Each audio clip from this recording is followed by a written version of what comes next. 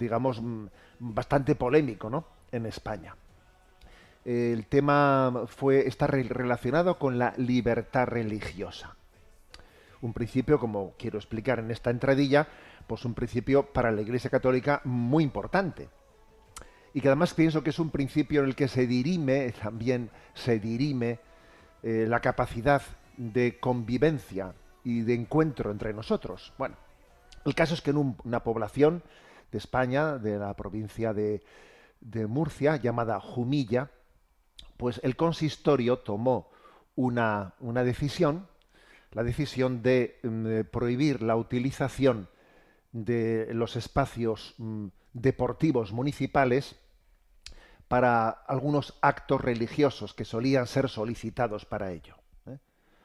Fundamentalmente, fundamentalmente eran las comunidades musulmanas las que habían solido solicitar esos espacios para celebrar, que si la fiesta del Cordero, etcétera. Entonces, no, pues, primeramente hubo un intento del grupo Vox de hacer una prohibición de cesión de todo tipo de espacio público. El alcalde, que era pues del Partido Popular, pues, tuvo su negociación interna dentro de ese equipo de gobierno, puesto que gobiernan en coalición, y finalmente salió una moción diciendo que se prohibía la utilización de los espacios deportivos, que eran los que habitualmente se suelen ceder, ¿no? Para algunos actos religiosos en algún momento del año. Bueno, entonces la Conferencia Episcopal Española sacó una nota, ¿eh? Sacó una nota diciendo que parecía absolutamente innecesaria esa prohibición y que además se ponía en riesgo el principio de libertad religiosa, ¿eh? Un principio muy importante, un principio en el que se está ligado a la libertad de conciencia. Un Estado podrá regular la inmigración que recibe. Tiene el derecho y el deber de regular la inmigración que recibe. Un Estado deberá de valorar qué tipo de inmigración recibe, de qué países, de qué lugares, ya, pero una vez que la has recibido, tú no puedes impedir que ejerciten sus derechos fundamentales, y un derecho fundamental es la expresión también de sus convicciones religiosas, ¿no?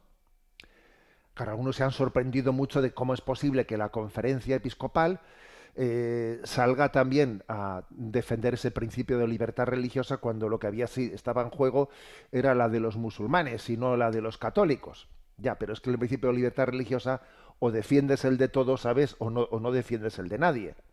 Porque, claro, algunos se olvidan de otros episodios bien recientes, pues por ejemplo cuando la alcaldesa entonces de Comunes de Barcelona, Ada Colau, pues prohibió la celebración de la tradicional misa pues en el castillo de Montjuïc, o cuando en los últimos años muchos políticos, ¿no? Estoy pensando, por ejemplo, en Ferrol, en Zamora, en Santiago de Compostela, en Oviedo, en Cádiz, donde gobiernan en distintos partidos o coaliciones izquierdistas, o han gobernado. Allí también se han tomado decisiones de una manera que están restringiendo pues, la presencia o el ejercicio de la vida pública, quitando algún tipo de ayuda, subvenciones, facilitando, dificultando la presencia en las calles. O sea, a ver, nos olvidamos de eso, ¿no? Entonces, cuando la Conferencia Episcopal dice, cuidado con tocar el principio de la libertad religiosa, porque es hoy por ti, mañana por mí, ¿sabes? Fue muy interesante que el presidente de la Conferencia Episcopal, don Luis Argüello, escribiese un artículo en ABC, en el que, aparte de reafirmarse en esto que acabo de decir, pedía el principio de reciprocidad, que esto sería lo inteligente. Lo inteligente no es lo que estos partidos políticos aprobaron en Jumilla. Entre otras cosas digo que no es inteligente lo que han hecho, porque es que eso hay que conjugarlo con la legislación española en la que se reconoce la libertad religiosa. Entonces, a ver, si tú limitas la presencia en un espacio público, si dices en espacios deportivos, no, vale, pues tendrás que habilitar otros. ¿Cuáles son? ¿Los culturales? Pues va a ser más complicado. Ahí tienen un problema. Ahora tendrán que solucionarlo porque sí o sí ese derecho fundamental está reconocido por la Constitución española y van a tener que buscar fórmulas. Eso no es inteligente lo que han hecho. Aparte de peligroso, porque de eso después en otros gobiernos eso puede caer sobre nosotros, sobre los cristianos mismos, porque o creemos en el principio de libertad religiosa o no creemos. Lo inteligente creo que es lo que el presidente de la Conferencia Episcopal afirmó, que aquí lo que hay que hacer es respetar la libertad religiosa de todo el mundo y pedir el principio de reciprocidad. El principio de reciprocidad, ¿no?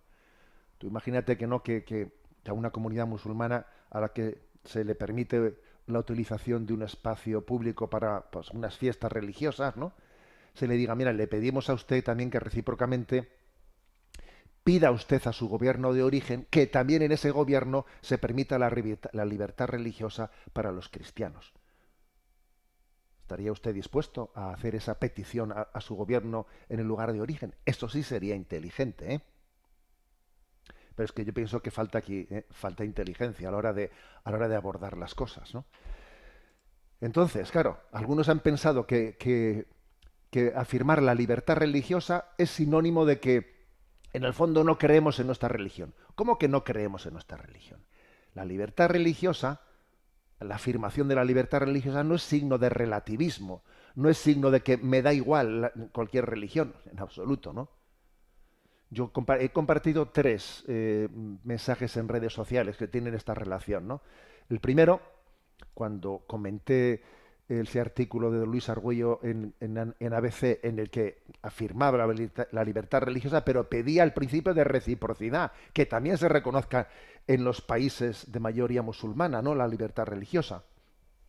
Allí comenté diciendo, precisamente porque los cristianos defendemos el derecho a la libertad religiosa, tenemos la autoridad moral necesaria para exigir a los demás el principio de reciprocidad.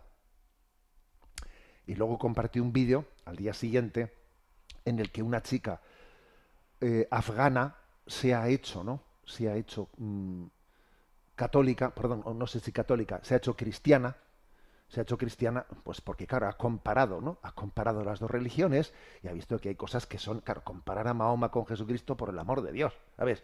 Es que tú fíjate lo que como Mahoma, pues, cuántas guerras, ¿no? Cuántas guerras libró Mahoma, unas 53. ¿Cuántas mujeres tuvo? Entonces fueron 11. Una de ellas de 9 años, de 9 años. Entonces, claro, esa mujer compara, conoce a Jesucristo y dice, yo me hago cristiana, ¿no? Entonces, el segundo mensaje que compartí es, y para que no quepa duda alguna, nuestra reivindicación del principio de libertad religiosa no quiere decir en absoluto que consideramos que todas las religiones son iguales, como se demuestra en este impactante testimonio de Arián Afganistán, que aquí yo os remito, ¿no? Ahí lo puse. Y luego yo he rematado estos comentarios, pues lo he rematado con lo siguiente. Aquí lo que hay que hacer también es, además de pedir el principio de reciprocidad, saber distinguir y ver de cerca las distintas escuelas del Islam, ¿eh? Porque, por ejemplo, pues una noticia terrible, ¿no? En el día de ayer, bueno, que yo compartí en el día de ayer, aunque ya tenía una semana el hecho, es como en Mozambique ha habido ataques, ¿no? del Estado Islámico en los que muchos cristianos han sido incluso decapitados en 4 aldeas de Mozambique. Que esto los medios de comunicación, ¿a que no lo habéis escuchado en los grandes medios de comunicación? Pues sí, haya acontecido en Mozambique estos ataques.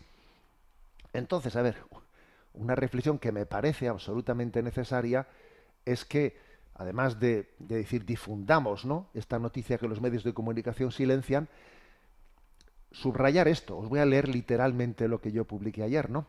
Es muy triste comprobar cómo África ha sido invadida en las últimas décadas por el fundamentalismo islámico de inspiración wahabita, promovido abiertamente por Arabia Saudita, que es la interpretación islámica asumida por el ISIS, el Estado Islámico. Nada que ver con la buena convivencia que existió en África entre cristianismo e islam. Todavía existe en algunos lugares. Antes de que Arabia Saudí iniciase en los años 70-80 una amplísima campaña de formación y subvención a los imanes y líderes religiosos. Yo, por ejemplo, os puedo contar, como obispo, que he ido a hacer algunas visitas a los misioneros católicos en África, como he visto lugares en los que pues las autoridades islámicas y los cristianos convivían, vamos, maravillosamente bien. Incluso yo he ido a algunas aldeas en las que cuando sale la gente a recibir al obispo, sale también el imán musulmán a recibirte y te invita a su casa. O sea, yo eso lo he visto. Pero eso comenzó a deteriorarse cuando en los años 70-80 Arabia Saudita, con una interpretación totalmente fundamentalista y extremista del Corán, Arabia Saudí comenzó con todo su dinero una formación y subvención a los imanes y líderes religiosos. Y es público que Arabia Saudita paga manutención, vivienda y estipendios mensuales a cuantos completan sus estudios en la Universidad Islámica de Medina o en la Universidad del Imán Mohamed Saud en Riad, que son las cunas del wahabismo. Es más, Arabia Saudí financia mezquitas, madrasas y centros culturales en los países de origen. Y esto ha facilitado el progreso también en África, como en otros muchos lugares, de la interpretación intolerante del Islam, que claro que es un problema.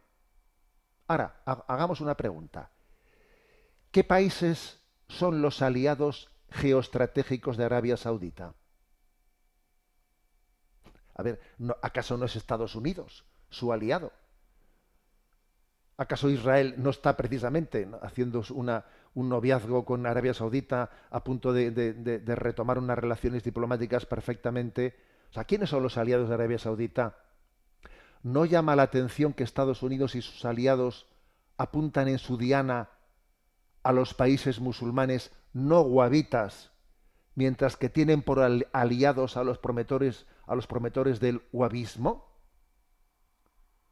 A ver, ¿no será que no les importa un carajo la libertad religiosa y que solo persiguen sus intereses de petrodólares y estratégicos de dominar Oriente Medio? O sea, a ver, vamos a ver que esta reflexión también hay que hacérsela. Luego volviendo, ¿no? Perdonad que estoy haciendo una entradilla que es demasiado larga, pero bueno, volviendo a pues a esa polémica, ¿no?, que ha habido en España, yo creo que nosotros tenemos que, punto primero, eh, reivindicar que el principio de libertad religiosa es sagrado, no se toca, y que nadie me venga, como he escuchado por ahí algunas tonterías, no, porque la Iglesia Católica se pronunció en contra de la libertad religiosa en el siglo XIX. A ver, lo que Pío IX o Gregorio XVI dijeron en el siglo XIX en contra de la libertad religiosa era otra cosa. En el fondo estábamos hablando, aunque se utilice el mismo término, estamos hablando de cosas distintas. Eso era condenar el relativismo, el todas las religiones son iguales, el no hay una verdad. Pero uno, como el Concilio Vaticano hizo con contundencia, porque eso, ¿no?, pues el Concilio Vaticano II en Dignitas Humanae lo dejó claro y cristalino, puede afirmar el derecho de libertad de conciencia, a nadie se le puede imponer una religión por el hecho de que sea verdadera. A ver, ¿la religión católica es la verdadera? Claro que sí. ¿Y por eso entonces se le puede imponer a todo el mundo forzadamente? No. La verdad se propone, no se impone. Y eso lo tienen que entender todas las religiones, ¿no? Y existe, ¿no? Y existe una parte, especialmente la wahabista, ¿no?, del Islam, que no lo entiende. Y entonces lo inteligente es, para discernir con qué tipo de Islam estamos tratando, pedir el principio de reciprocidad. Y ahí se discierne dónde está cada uno, si tú respetas la libertad religiosa o si no la respetas. Y esa es una forma que tiene un Estado, unas administraciones públicas, para distinguir las churras de las merinas. Libertad religiosa sí, pero el principio de reciprocidad también. Entonces, bueno, disculpad que me he alargado más de lo debido en esta entradilla, que casi ha sido un tema desarrollado, pero creo que es propio, ¿no? Y esos 3 mensajes que yo he enviado a redes sociales ahí quedan, y bueno, y pedimos a Dios, ¿no?, que en medio de este contexto en el que lo que se fomenta son los exabruptos, los comentarios desequilibrados, haya un poco de sensatez, un poco de criterio y un poco de inteligencia, ¿eh? Que creo que es lo que falta muchas veces, ¿no? Discernimiento. Lo que no hay es discernimiento, ¿no? Y la gente se posiciona pues visceralmente. Pero, a ver, pero ¿para qué tenemos la